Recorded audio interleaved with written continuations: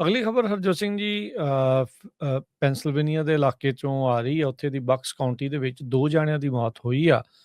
ਜਦ ਇੱਕ ਅਪੈਰੈਂਟ gas explosion ਇੱਕ ਨਰਸਿੰਗ ਹੋਮ ਦੇ ਇੱਕ ਹਿੱਸੇ 'ਚ ਵਾਪਰਿਆ। ਫਿਲਾਡੈਲਫੀਆ ਦੇ ਸਬਅਰਬਸ ਦੇ ਵਿੱਚ ਇਹ ਦੁਰਘਟਨਾ ਵਾਪਰੀ। ਉੱਥੋਂ ਦੇ ਲੋਕਲ ਸਮੇਂ ਦੇ ਮੁਤਾਬਕ 2:15 ਵਜੇ bristle health and rehab centre silver lake nursing home ਜਿਸ ਦਾ ਨਾਮ ਆ, ਉੱਥੇ ਇਹ ਦੁਰਘਟਨਾ ਵਾਪਰੀ ਆ। ਇਸ ਦੇ ਬਾਰੇ ਜਿਹੜੇ ਪੈਂਸਿਲਵੇਨੀਆ ਦੇ ਗਵਰਨਰ ਜੋਸ਼ ਸ਼ਪੀਰੋ ਆ, ਉਹਨਾਂ ਨੇ ਜਾਣਕਾਰੀ ਦਿੰਦੇ ਹੋਏ ਦੱਸਿਆ ਵੀ 2 ਜਾਣੇ ਘੱਟੋ ਘੱਟ ਮਾਰੇ ਜਾ ਚੁੱਕੇ ਆ ਤੇ ਅਜੇ ਵੀ ਕਈ ਹੋਰ ਜਾਣੇ ਮਿਸਿੰਗ ਨੇ। ਜਦ ਇੱਕ ਕੈਟਾਸਟ੍ਰੋਫਿਕ ਭਿਆਨਕ ਹਾਦਸਾ ਵਾਪਰਿਆ ਜਿਸ ਦੇ ਵਿੱਚ ਲੋਕਾਂ ਦੀ ਮੌਤ ਹੋਈ ਆ। ਸੇਬਰ ਹੈਲਥ ਕੇਅਰ ਗਰੁੱਪ ਜੋ ਓਹਾਇਓ ਬੇਸਡ ਇੱਕ ਕੰਪਨੀ ਆ, ਉਹਨਾਂ ਦੇ ਦੁਆਰਾ ਇਹ ਫੈਸਿਲਿਟੀ ਨੂੰ ਰਨ ਕੀਤਾ ਜਾਂਦਾ ਸੀਗਾ।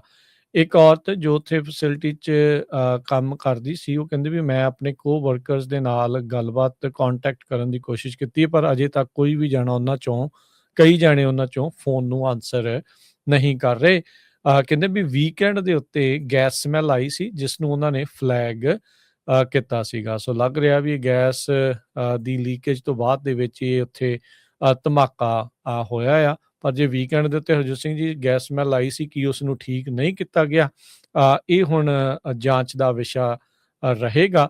ਕਾਫੀ ਵੱਡਾ ਐਮਰਜੈਂਸੀ ਰਿਸਪੌਂਸ ਹੋਣ ਕਰਕੇ ਉਸ ਇਲਾਕੇ ਨੂੰ ਆਮ ਜਨਤਾ ਦੇ ਲਈ ਬੰਦ ਕਰ ਦਿੱਤਾ ਗਿਆ।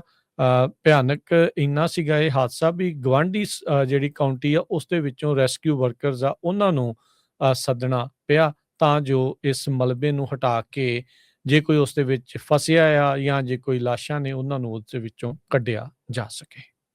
ਜੀ।